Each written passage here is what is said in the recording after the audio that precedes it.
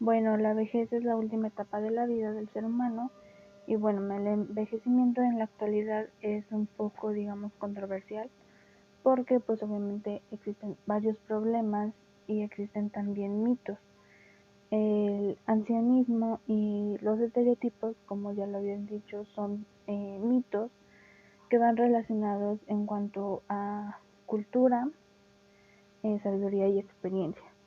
Muchas veces se tiene como que esta controversia en que, bueno, como es una persona mayor, digamos que lleva a que tenga un problema en que encaje con las demás personas, lo cual es erróneo.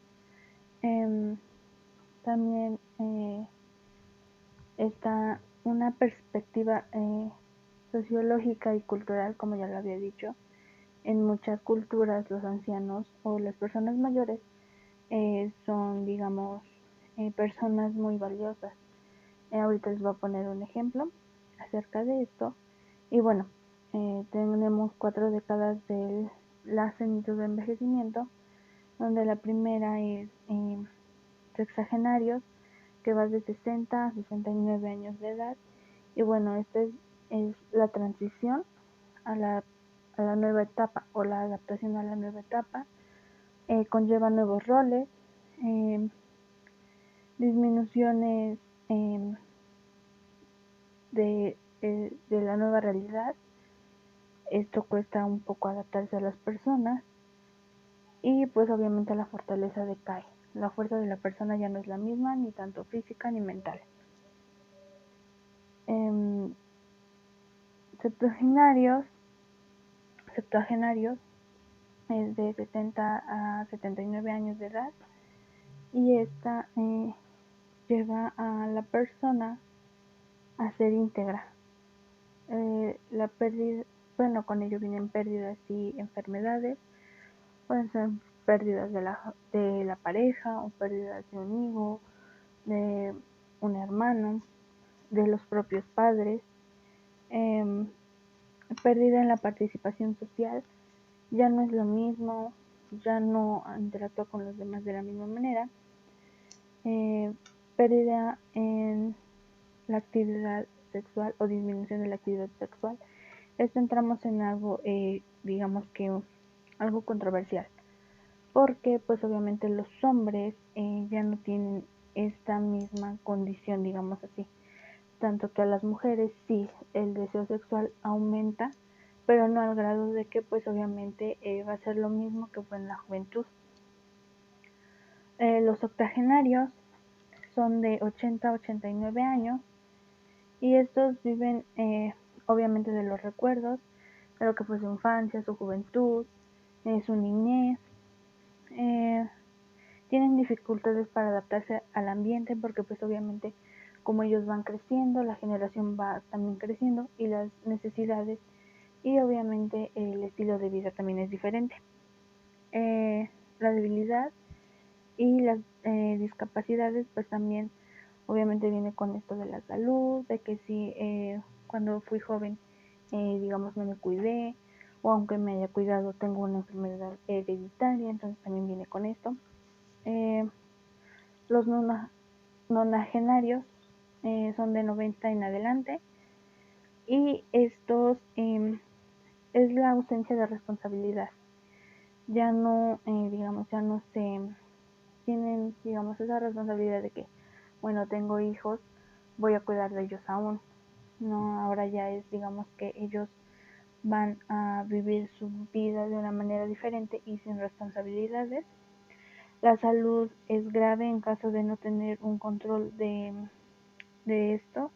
De lo contrario puede ser una década alegre y gráficamente satisfactoria, ¿no?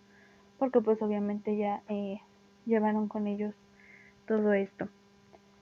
Pasamos a lo que es aspectos físicos del envejecimiento y bueno, el cuerpo cambiante es obviamente pues el físico ya no va a ser el mismo, aunque cuando era joven. Mi condición física ya no va a ser la misma, aunque yo siga teniendo esas actividades ya no va a ser la misma. Los patrones del sueño también cambian. El sueño puede ser ligero, sueño profundo o ni profundo ni satisfactorio. digamos, llegamos a esto que dicen, duermo pero no descanso, porque obviamente las necesidades son diferentes. Los sentidos también se van desgastando de alguna manera. En muchas personas el oído es el que se pierde, la vista, o incluso si tienen una enfermedad como digamos la diabetes, también se van perdiendo estos sentidos. En muchas ocasiones pues obviamente se pierde, lo más común que se pierde es la vista y el oído. Salud y enfermedad y alimentación. Bueno, esto nos lleva a que problemas crónicos, como ya lo había dicho, también nos lleva a que, digamos, la dieta sea diferente por lo mismo. La medicación, si yo ya tengo la medicación desde antes, pues obviamente esto va a tener nuevos problemas. Pero si en esta etapa me detectan alguna enfermedad, pues obviamente para que, digamos, tenga un mejor control, va a tener que estar tomando medicamentos. También nos lleva a lo que es la depresión y ansiedad, sufrimiento y temor, porque pues obviamente ya voy a depender de alguien, no al 100%, pero sí ya voy a tener que depender de alguien, como sean los hijos o los nietos. Digamos, esto de la alimentación pues ya tiene que ser balanceada, porque por lo mismo la edad ya no es la misma, y como decía, si en tu juventud no te cuidaste, no comiste bien, digamos, tuviste malos hábitos, pues obviamente esto va a repercutir mucho en esta etapa.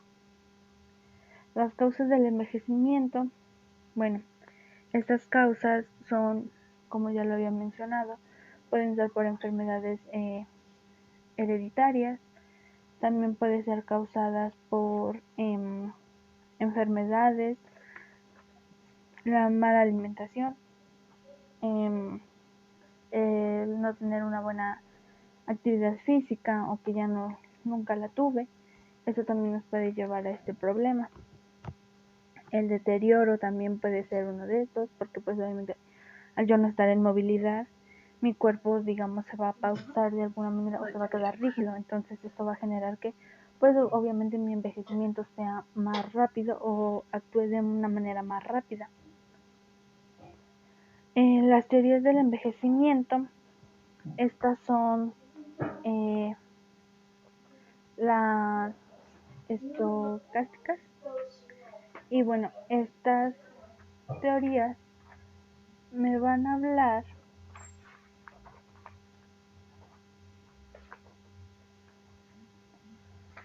chismosa. De que una estocástica es el cuerpo envejece por los ataques aleatorios de los medios internos y externos. Esto quiere decir que si yo me adapto de una mala manera, pues obviamente esto va a generar que, digamos, tenga complicaciones cognitivas, físicas. Entonces esto es lo que esta teoría se basa mucho en eso, en que el cuerpo envejece por factores externos e internos, propios del ambiente y de mi cuerpo. La teoría del reloj biológico, esta es provocado por los genes, como ya lo mencionaba, por alguna enfermedad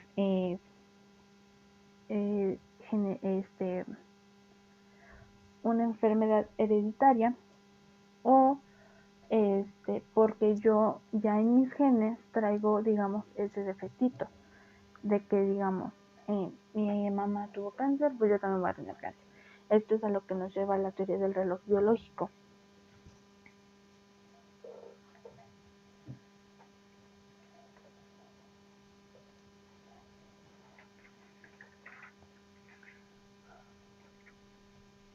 Bueno, los cambios cognitivos, esto quiere decir que me va a afectar la memoria, la rapidez de cognición y la sabiduría. Bueno, el cambio cognitivo o deterioro de la sabiduría, estos son los mecanismos de la memoria que son un poco más fuertes en los jóvenes que en los ancianos. Por lo contrario, ocurre, digamos, como que un olvido respecto a lo que, digamos, yo viví, por alguna manera así decirlo. o lo que yo sentía. Digamos, la pérdida de habilidades, como la memoria, la rapidez en la que me desempeño de manera mental y física. Entonces esto puede ser a largo y a corto plazo, y esto sucede pues básicamente pues con las enfermedades de Alzheimer. Las personas Mami, olvidan porque su ¿me memoria traes mi está cargador? fallando, Este es mi su cuarto. rapidez ya no es la misma en tanto a la cognición. Ajá. En la sabiduría, digamos que podemos decir que viven de ello, porque la sabiduría, como ya lo decía, en la cultura, en unas culturas la sabiduría es muy, muy Ahí en mi importante. cama. Entonces, digamos que para esto, la sabiduría puede ser eso, o sea, el yo saber, digamos que yo saber cómo es que No, sí fui lo puse ahí, ma. realizando varias actividades, o más bien mi experiencia en esas actividades. O sea, sería como que más específico decir eso, que es la sabiduría es a través de la experiencia. Todo lo que viví, digamos, va a ser de alguna manera olvidado. O no olvidado, pero sí Bueno, déjale así. mi recordatorio hacia ello va a ser menos. Bueno, la personalidad y la socialización, la personalidad y envejecimiento, esto lleva tareas que las personas O si no lo mayores dejé deben allá llevar a abajo. cabo, ¿Cuál es? como El son, que digamos, está. Bueno, ahorita lo uso.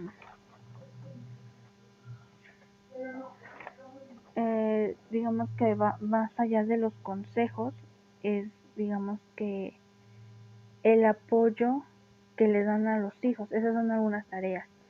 El apoyo que dan los hijos, o ya sea, bueno, el apoyo que dan a los hijos de manera en tanto a cuidar a los nietos, como dinero, diferentes clases de ayudas. Y bueno, esto también tiene que ver con los roles eh, satisfactorios de la vejez.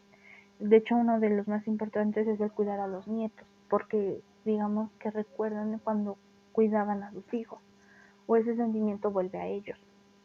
La conservación de identidad, bueno, tiene que ver con el sentido de estabilidad y de identidad personal, cambios importantes de salud y de estilo de vida. Eh, digamos que la gente débil o las personas débiles en esta etapa dependen mucho de la gente porque se sienten solos, tanto que muchas otras personas son tímidas, tienen sentimiento de vulnerabilidad, impulsividad y hostilidad.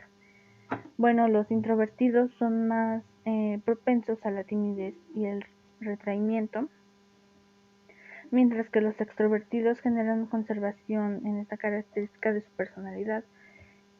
Digamos, son más alegres. O sea, no les importa en la etapa que se encuentran porque ellos son felices con lo que vivieron y con lo que están viviendo, ¿no? La integridad frente a desesperanza, bueno, este es un tema, digamos que muy complejo porque tiene que ver con la etapa en la que estas personas se jubilan. La jubilación es un tema importante porque muchas de las personas sufren al tomar esta decisión de querer jubilarse. ¿Por qué? ¿Sí lo Porque dejé allá tienen abajo? problemas, tienen gastos que pagar, digamos, los hijos no tienen Sí, sí, sí. no ponen atención en ellos. Entonces es un tema un poco controversial, mientras que otros, digamos que tienen de una manera su vida resuelta, pero es menos difícil para ellos afrontar esto de la jubilación. Por lo mismo, sus hijos les apoyan de manera económica, de manera emocional, mientras que otras personas no. Entonces esto es lo que lleva a la desesperación de ellos. ¿Qué voy a hacer si yo me jubilo y mis hijos no me ayudan? Esto es lo que lleva a algunos a tomar la decisión de que, digamos, no me quiero hacer cargo de mi papá, lo llevo a un asilo. Eso ahorita más adelante lo voy a explicar. Bueno, la continuidad y cambios en la vejez. Su personalidad cambia, como ya lo había dicho. Muchos se vuelven tímidos o vulnerables, como ya lo había dicho. El estilo de afrontamiento, bueno, En esta perspectiva, los ancianos se preguntan si su vida ha correspondido a las expectativas que tenían. Los que se ven hacia atrás y se sienten satisfechos del significado de su existencia y de haber hecho lo mejor posible, adquieren un profundo sentido de integridad personal. Por lo contrario, los que solo ven una larga sucesión de errores o de oportunidades perdidas y de fracasos, adquieren un sentido de desesperación. Es a lo que llevaba. Digamos que yo soy una persona capaz y todo esto lo que conlleva, pues al momento yo me voy a sentir alegre porque pues bueno, logré mis metas, mientras que si no me voy a sentir triste, mi personalidad va a ser tímida, va a sentir vulnerable. A esto se refiere. Un envejecimiento exitoso es, como ya lo decía, tiene que ver con el estilo de afrontamiento. ¿Por qué? Porque si yo me sentí contento con esto, pues obviamente mis expectativas van a ser altas y no voy a tener, digamos que algún problema con esto. Cuando termina la paternidad y la maternidad es cuando entramos en esto, en si el envejecimiento fue exitoso o no. También tiene que ver con esto, porque digamos, mi etapa como padre y madre termina en cuanto mis hijos comienzan ellos su etapa de padres. Yo empiezo la mía con el ser abuelo.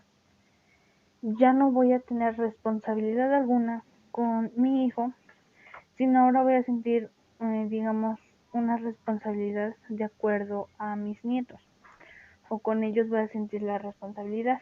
A esto se refiere también con el envejecimiento exitoso.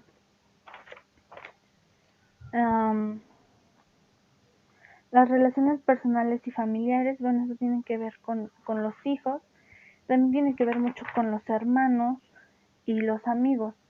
Muchos ancianos se dan cuenta de un mayor interés y contacto con los hermanos, por lo mismo de que van decayendo.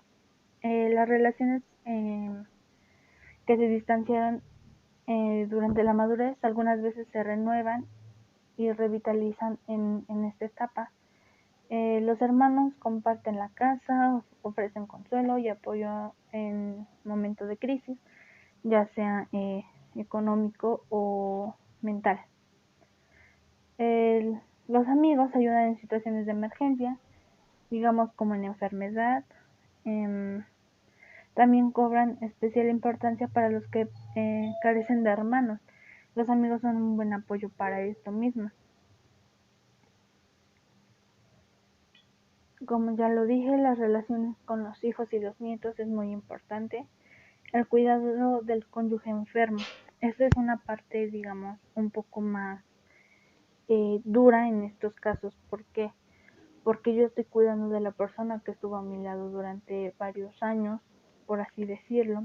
Hay parejas que se separan y se vuelven a casar, por esto es que lo digo por así decirlo.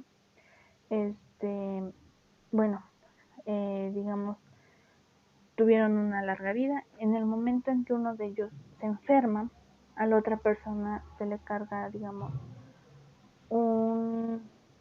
como que un peso más, porque tiene que cuidar de él mismo y aparte de la persona que está enferma. Entonces, en esto llegan recuerdos de que cuando eran jóvenes, cómo se conocieron, y empieza un pensamiento en el que qué va a pasar si la otra persona me deja. Empiezan con de que qué voy a hacer. En caso de esto viene lo que son viudos y viudas, por eso es que así lo pongo en la presentación, de viudos y viudas. ¿Por qué? Porque cuando muere esta persona me quedo solo. Fuera de que los hijos o los amigos me quieran ayudar a salir de eso, sí lo voy a lograr, pero va a quedar ese hueco de esa persona que estuvo a tu lado, o sea, toda tu vida, por así decirlo, en algunas personas. Mientras que en otras, pues si fue la segunda pareja, por así decirlo, se va a sentir igual el vacío, pero no va a ser tanto. ¿Por qué? Porque va a ser más, no va a ser más rápido, pero va a ser más fácil que, digamos, tengas este control de la situación. En tanto que, pues obviamente los hijos ayudan y los amigos también, como ya lo mencionaba. La jubilación también ya lo mencionaba. Es un lapso muy fuerte para las personas, porque pues dejan de trabajar. Hay personas que les cuesta porque tienen, digamos, 30 años en su trabajo, entonces dejar el día a día pues es difícil, porque pues dejan amigos, dejan experiencias ahí mismo, se llevan los recuerdos y piensan en esto de qué voy a hacer yo si me jubilo. Para esto existe ahora el apoyo social, como decía, eh, puede ser por la familia o por los amigos, pero también a nivel económico existen en México asociaciones que te ayudan con esto o ayudan a las personas mayores con esto. No todas son gubernamentales, mientras, bueno, unas son gubernamentales y estas pues básicamente ayudan con comida, ropa, eh, algunos tarjetas con descuentos, dinero o simplemente algunas necesidades básicas, ¿no? Bueno, o alimentos de la canasta básica. También te pueden ayudar algunos con ropa, mientras que otras son privadas y este, digamos, su sistema es diferente, porque ellos aquí, si los hijos quieren, pueden, digamos, ir a dejar al papá o a la mamá y pagar por el servicio que se le va a dar, que es comida, ayuda en medicina, obviamente salud, vestimenta. Hay muchos que tienen actividades recreativas para que se tengan, bueno, estén entretenidos y no tengan ninguna complicación. También el apoyo a los hermanos y amigos, como ya lo decía, también son un factor importante en esta etapa. La muerte y el proceso de morir. Esto nos lleva a lo que es la negación de la muerte. Este es un tema un tanto complicado porque, bueno, hablar, digamos, de la muerte es algo que a muchas personas les causa conflicto o miedo el pensar en esto, lo cual pues sería, digamos, un poco erróneo porque pues finalmente si lo vemos de alguna manera pues en algún momento pues nuestro ciclo de vida tiene que cerrar. Empezamos con lo que es la negación a la muerte. Digamos que ¿por qué, eh, por qué debes morir? ¿No? O sea, esas son las preguntas que he escuchado varias veces, que por qué se murió, por qué me tengo que morir, ¿no? Por eso es la negación. A muchas personas les da miedo, otras dicen, pues está bien, finalmente algún día tengo que morir, mientras que otras no, ellas se resignan de alguna manera. En la cultura, en algunas culturas, la muerte es, digamos, es lo más grande, ¿no? Porque dicen que las personas dejan de sufrir y pues bueno, mientras que en otras, la muerte es, digamos, como que un factor determinante para saber, bueno, lo voy a poner así, para saber si la familia va a seguir unida o no. Digamos esto con la mamá, lo voy a poner así. Si la mamá muere, digamos, hay veces que la familia se disuelve, porque la mamá era la que unía a la familia. Mientras que en otras, si se muere el papá, pues sigue siendo lo mismo, ¿no? Porque ese vínculo es el que lo lleva la mamá. O en otras ocasiones no, el que lo lleva es el papá. Entonces, por eso es cuestión de cultura. Como ya lo decía, en muchas culturas, o más bien en la cultura oriental, los ancianos o las personas mayores son muy queridas, tanto así que muchas veces ellos se convierten en monjes. O sea, y si buscamos la mayoría en la antigüedad, las personas mayores eran monjes, tanto que aquí no, bueno, aquí en México no tanto, pero lo voy a poner de esta manera. Antes sí se respetaba demasiado a los ancianos y en la actualidad ya no. En la actualidad existe de que, bueno, lo voy a poner así, suena feo, pero es la realidad. Muchas veces van y dejan a los viejitos, a los ancianos, a su suerte.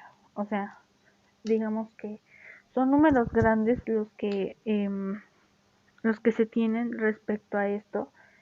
Y pues sí, o sea, es por lo mismo de que, digamos, los ven como una carga para ellos. Y, o sea, es realmente, digamos, fuerte que en algunas culturas se respete a las personas mayores y en otras no. Eh, Dejando esto de lado, voy a hablar sobre la preocupación por la muerte. Y esto es lo que decía. Me preocupo porque digo, ay, si me muero voy a dejar a mis hijos, si me muero voy a dejar a mis nietos. Esto es lo que preocupa en esta etapa, el dejar a los hijos, el de qué va a ser en la persona con la que estoy. Toda la vida hemos estado juntos, entonces esto es lo que las lleva a si la muerte, o sea, si la muerte llega, ¿qué voy a hacer? ¿O qué van a hacer más bien? Lo ideal es decirle a las personas, sabes que es una etapa, o no sé, decirles no, pero sí llevarlas a un punto en la que piensen que la muerte es una etapa que a todos nos va a llegar. Estar tranquilos, finalmente es un ciclo que se tiene que cerrar en algún momento, pero pues sí es más difícil en estas personas porque pues ya dejan una familia atrás, ¿no? Digamos, dejan a la pareja, a los hijos y a los nietos, a los hermanos también. Bueno, digamos que cómo enfrentar a la muerte es un tema, como yo lo decía, es un tema muy complejo, pero cómo enfrentar a la muerte propia, o sea, pensar que obviamente va a llegar un día en el que tengo que morir, mi ciclo de vida se tiene que cerrar, y bueno, lo recomendable es hablar con las personas, decirles, el día en que llegue este momento, tú estate tranquilo, no va a pasar nada, no nos va a pasar nada, a ti tampoco te va a pasar nada. Esa es una manera, digamos, más sutil de enfrentar ese proceso. El duelo. El duelo es la respuesta normal ante la pérdida esencial bueno, digamos es la pérdida esencial para una buena salud mental y física. Normalmente lo experimentamos cuando una persona fallece, un ser cercano fallece, lo que nos lleva a unas etapas que son del duelo, y son 6, que es en la etapa de la negación, y esta es la confusión, ansiedad, no cree en la realidad que se vive. Ejemplo, lo voy a manejar así para que quede un poquito más complejo. Yo estoy en negación, digamos, porque se murió, vamos a poner este ejemplo de mi pareja, ¿no? Entonces yo me niego a que esa persona ya no está conmigo. La siguiente es la ira o cólera, y esta surge cuando se toma conciencia de la pérdida, cuando yo ya asimilé que él ya no está. La negociación se comienzan a establecer metas para recuperarse de esa pérdida. Obviamente, aquí va algo confuso. Yo ya asimilé que ya no está, o tomo conciencia de la pérdida, que ya no está, o sea, ya no está conmigo. La manera de que yo voy a poder salir de esto es negociando conmigo mismo. Voy a realizar un viaje de 3 días para comprender que tú ya no estás, o para eliminar ese pensamiento de pérdida. Me voy a ir de viaje 3 días y así. Voy a ir poniendo metas de corto plazo y van a ir aumentando de gravedad hasta que salga de la etapa de la negación. Y obviamente, como todo ciclo de duelo, nos lleva a la depresión, y este es un sentimiento de vacío y dolor profundo. aunque esté en negociación que me voy a ir de viaje, me voy a sentir solo, porque ya no está mi compañero de viaje. En este ejemplo que les puse de que se murió, digamos, mi pareja. Mi compañero de viaje era mi pareja. Entonces él muere. Negocio que me voy a ir de viaje, pero siento ese vacío y dolor porque ya no está conmigo viajando. Entonces aquí va un poquito de la mano con eso. Y finalmente llega la aceptación. Acepto mi realidad. Miro hacia adelante y doy nuevo significado a mi vida. Esto no quiere decir que me voy a olvidar de esa pérdida, pero que sí voy a aceptar que, ok, tu, tu tiempo conmigo terminó, tu tiempo con nosotros aquí en lo físico terminó, vas a vivir en mi recuerdo, pero ya no me voy a, digamos, ya no me voy a torturar más porque ya no estás conmigo, porque ya no te tengo a mi lado. Entonces esta finalmente es la etapa en la que dices, no me resigno, pero sí acepto que ya no estás conmigo, que puedo seguir adelante, pero que vas a seguir en mi recuerdo de una manera sana en la que no me afecte con mi día a día.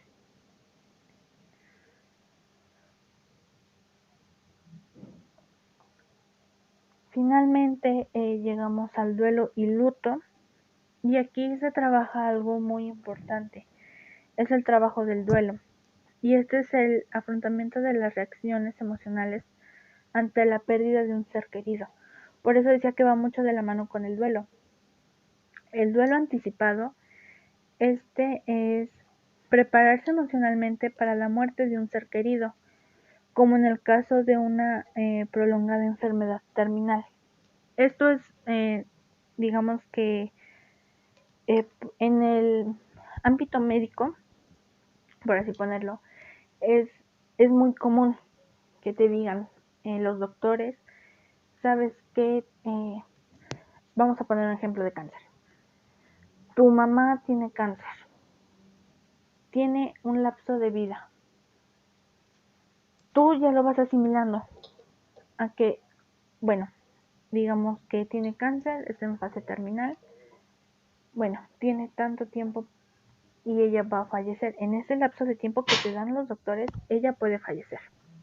Entonces tú ya vas generando una idea de que el día menos esperado, dentro del lapso que te dieron en los médicos, ella puede morir.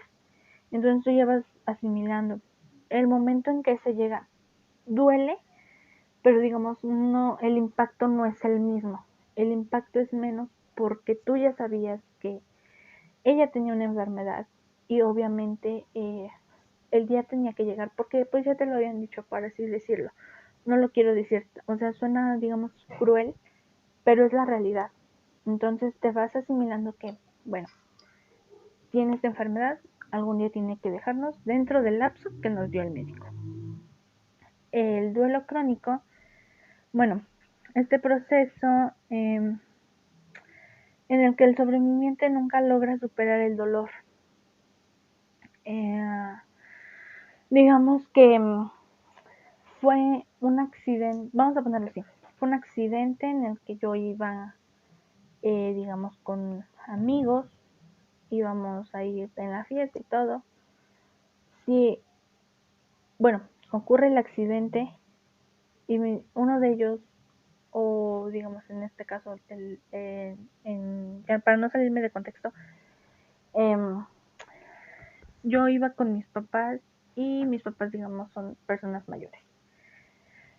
Por un conflicto que tuve en el carro, choco y obviamente uno de mis papás muere.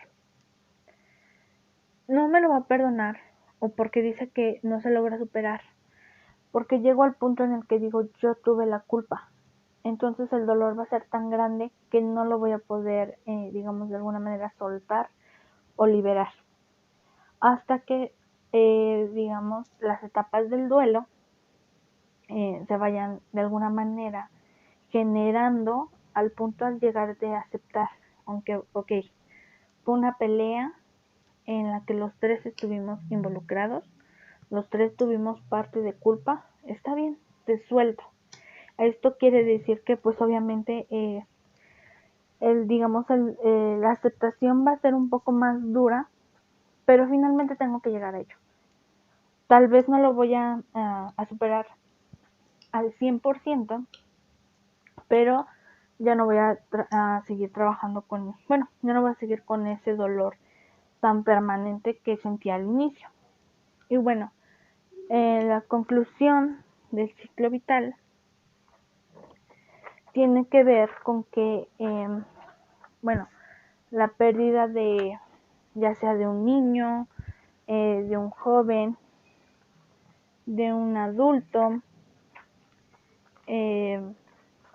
o sea, digamos, tiene que llegar, ¿no? De alguna manera. Este ciclo vital se desarrolla dentro de un contexto histórico y cultural. Tiene que ver mucho en cómo me desenvuelvo y en dónde me desenvuelvo. Pero la muerte marca el final de este ciclo de vida, en el que quiere decir que yo ya realicé mi vida como lo tenía planeado. Entonces por eso es que dice conclusión de ciclo vital, porque tú ya culminaste con tu vida, ya sea, como lo decía, si fuera un niño, un anciano, un joven. Esto quiere decir que en cuanto tú mueres, tu ciclo vital se cierra. Ya no hay manera de regresar o de, digamos, las personas se quedan con ese duelo y con el luto, como lo dice el título, pero pues ahí finalmente termina mi vida. Y ya, digamos, se empieza otra vez a generar lo que decía del duelo y luto. Entonces, digamos que se genera ahí como que una controversia. Por eso es que dice que muchas personas temen a morir por todos los pendientes que dejan.